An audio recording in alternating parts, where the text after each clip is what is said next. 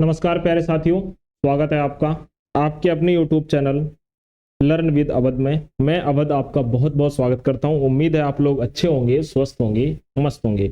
देखो मेरे भाई, हमने जैसा कि आपको बताया हुआ था कि अपनी क्लास हो चुकी थी। पॉस्को एक्ट 2012 की 2 क्लासें हो चुकी थी। ये अपनी लास्ट क्लास है।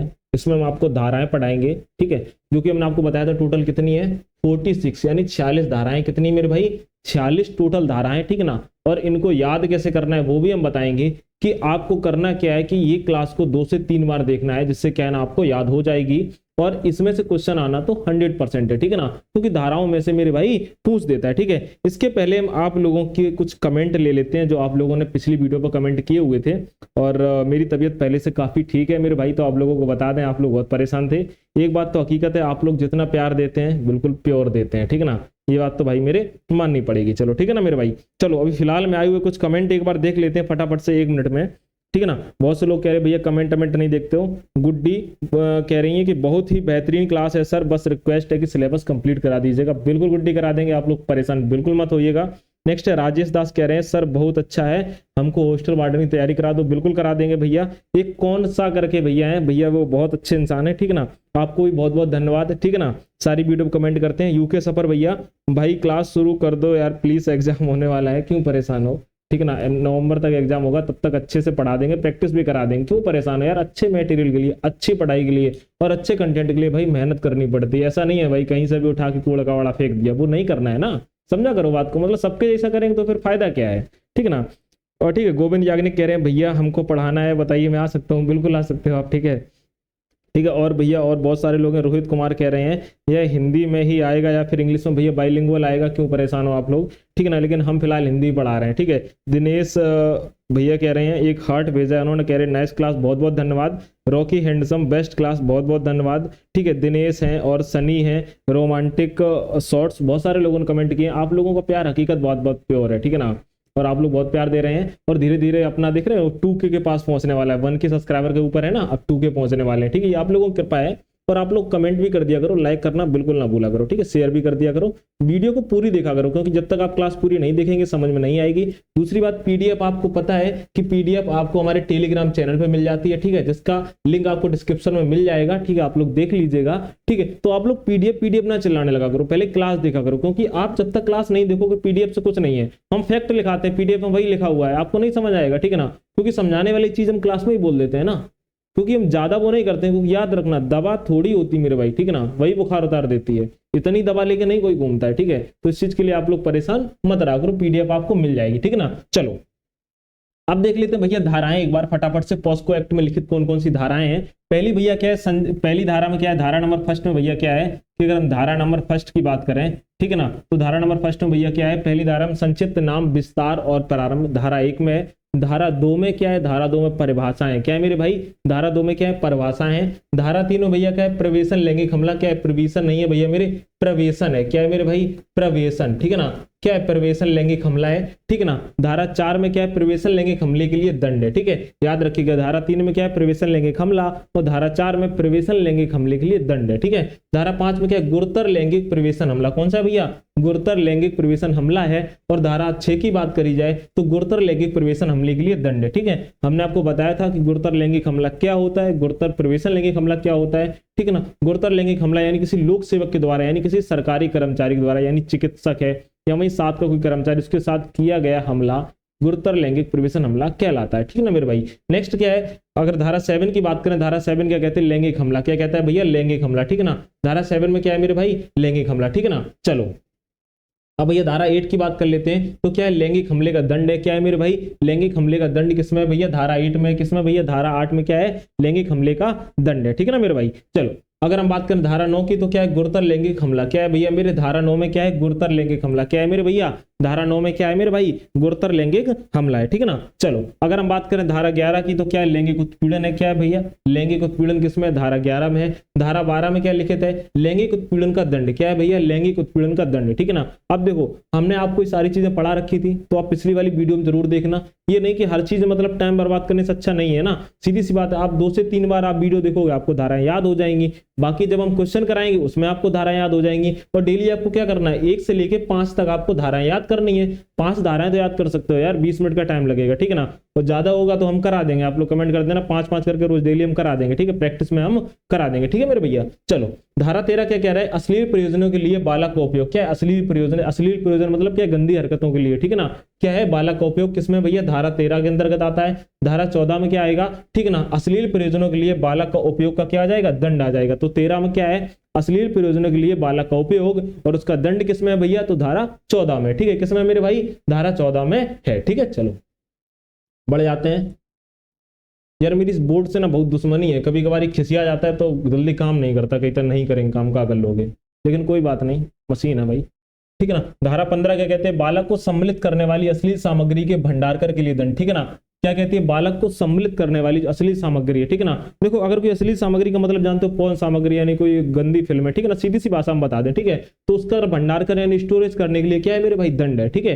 धारा अगर हम 16 की बात करें, क्या करें मेरे भाई, धारा 16 की बात करें, धारा 16 में क्या है, किसी अपराध का दुष्प्रेरण, क्या है मेरे भाई, किसी अपराध का क्या है मेरे भैया, दुष्प्रेरण, क्या है मेरे भाई, किसी अपराध का क्या है मेरे भैया, दुष्प्रेरण है, किसमें है, तो आप तुरंत बता दोगे किसमें मेरे भैया, धारा 16 में, ठीक है ना। चलो ठीक है, दुष्प्रेरण का मतलब क्या होता है, उकसाना, क्या होता है मेरे भाई, उकसाना, ठीक है ना। चलो धारा 17 क्या है भैया, दुष्प्रेरण के लिए दंड यानी उकसाने के लिए, किसी भी कार्य को उकसाने के लिए जो दंड है वह किसमें भैया, धारा 17 में। धारा 18 क्या कहता है, किसी अपराध को करने के प्रयत्न के लिए दंड, अगर कोई अपराध करने का प्रयत्न कर रहा है तो उसके लिए दंड किसमें है, तो भैया धारा 18 में, किसमें है मेरे भाई, धारा 18 में है, ठीक है ना। चलो धारा 19 क्या कह रही है, अपराधों की रिपोर्ट करना, क्या है, जो अपराध किए उनकी रिपोर्ट करना किस धारा के अंतर्गत आता है, तो 19 के अंतर्गत आता है, किसके अंतर्गत आता है मेरे भाई, 19 के अंतर्गत आता है, ठीक है ना। अगर हम धारा 20 की बात करें तो धारा 20 साफ साफ कह रहा है कि मामले की रिपोर्ट करने के लिए मीडिया, क्या है भैया, मीडिया, स्टूडियो और फोटो चित्र सुविधाओं की बाध्यता, ठीक है ना। देखो जैसा कि हमने बताया था कि अगर ऐसा पॉस्को एक्ट में क्या है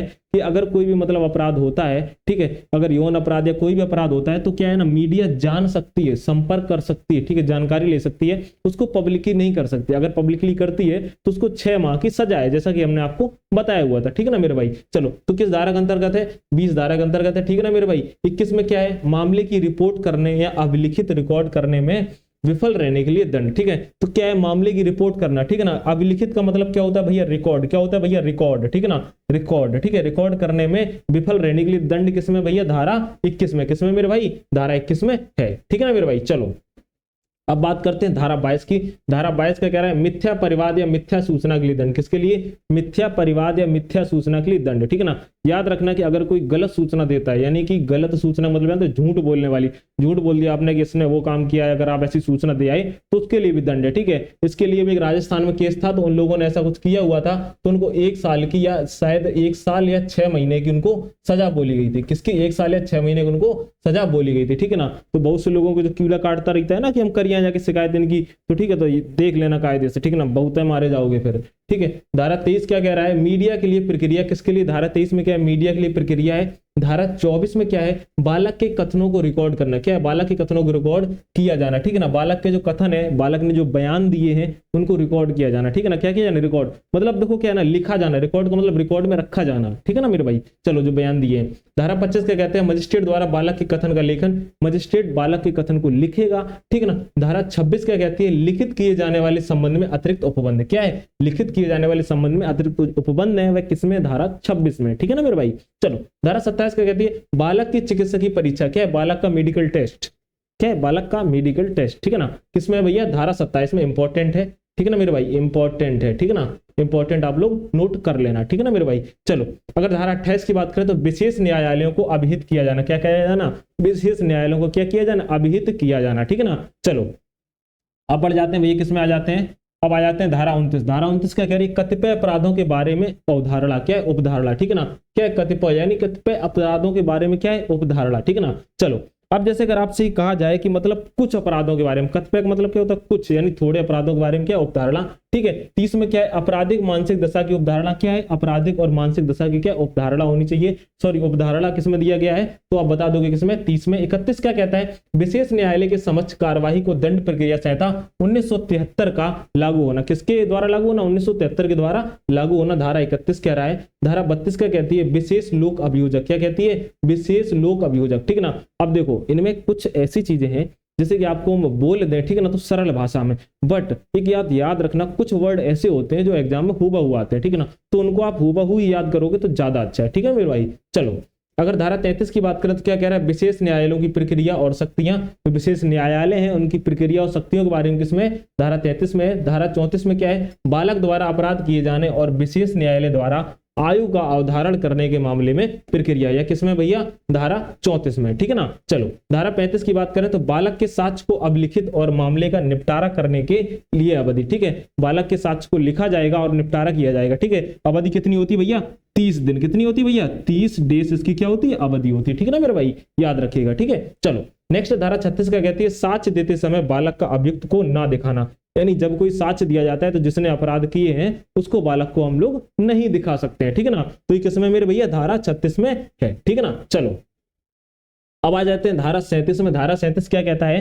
तो धारा 37 साफ साफ कहता है विचारण का बंद कमरे में संचालन, जो विचारण है उसका बंद कमरे में संचालन किया जाएगा, जैसा कि हमने आपको पिछली वीडियो में बताया हुआ था, ठीक है ना। यानी क्या किया जाएगा, मतलब एक सुनवाई जो करी जाएगी बंद कमरे में करी जाएगी। धारा 38 क्या कह रही है कि बालक का साक्ष्य अभिलिखित करते समय किसी दुभाषीय या किसी विशेष की सहायता लेना, ठीक है ना, जैसे कि पुलिसकर्मी या किसी दुभाषीय की सहायता लेना। किसकी सहायता लेना, इसमें माता पिता भी हो सकते हैं कि बालक का जब साक्ष्य लिखा जाए, यानी बालक के बयान जब अभिलिखित किए जाए, सॉरी बयान नहीं, साक्ष्य का मतलब क्या होता है, जिसका मतलब उसका भी कोई भी साक्ष्य मिला हुआ है, ठीक है, जब वो रिकॉर्ड किया जाएगा, यानी रिकॉर्ड में रखा जाएगा, ठीक है ना, तो याद रखना किसी दुभाषीय या किसी विशेष की सहायता ली जाएगी, ठीक है ना। धारा 39 क्या कह रही है, विशेषज्ञ आदि की सहायता लेने के लिए बालक के लिए मार्ग निर्देश, क्या है भैया, बालक के लिए क्या है, मार्ग निर्देश है, याद रखना विशेषज्ञ आदि की सहायता लेने के लिए, ठीक है ना। धारा 40 क्या कह रही है, विधिक काउंसिल की सहायता लेने का बालक का अधिकार, ठीक है, विधिक काउंसिल यानी कोई सरकारी आदमी के, सरकारी कर्मचारी की सहायता लेने के लिए, ठीक है ना।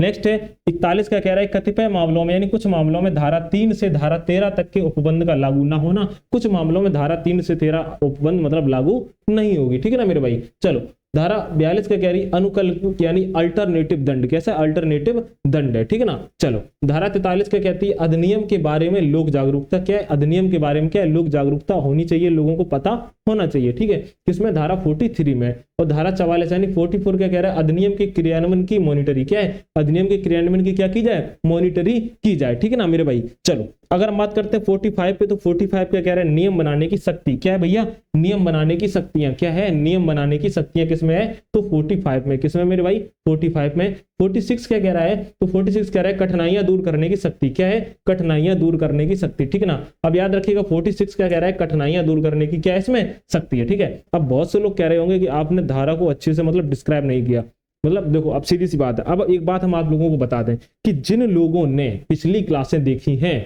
उनको धाराएं एक ही बार में समझ आ जाएंगी। पिछली क्लासें आप देख लो, ज्यादा समय की कहां है यार, 10 मिनट 11 मिनट 15 मिनट से ज्यादा नहीं होगी, तो तुम पॉस्को की जब देखोगे ना तो तुम ऑटोमेटिक समझ में आने लगे कि हाँ भैया बिल्कुल सही कह रहे हैं, ठीक है ना मेरे भाई। चलो और इसमें टाइम बर्बाद करने से कोई फायदा नहीं है, ठीक है, आपको याद ही करनी है, 1 से लेके 5 तक डेली याद करनी है। 5 याद करोगे ना, ठीक है ना, तो याद रखना 5 अट्ठे 40, ठीक है ना, और 5 गुणे 9 45, यानी 9 दिन आपको लगेंगे। 9 दिन का मतलब समय तो 9 दिन लगेगा, लेकिन आपको अच्छे से याद तो हो जाएंगे, ठीक है ना। और बाकी की जो क्लासें होंगी वो आपको डेली की डेली मिलेगी, ठीक है ना। अब एक ही वीडियो में कवर कर दिया करेंगे, ठीक है ना मेरे भाई। आप लोग कह रहे 30-40 मिनट खिलाओ, वही करने की सोच रहे हैं। वैसे हम सोच रहे थे कम समय की वीडियो से क्या है कि आप लोग दोबारा भी देख सकते हो, आपको दोबारा बोर नहीं होगे और आपको अच्छे से याद भी हो जाएगा, ठीक है मेरे भाई। तो टोटल धाराएं जो 46 थी वो आज हमने क्या करा दी मेरे भैया, कंप्लीट करा दी है, ठीक है ना।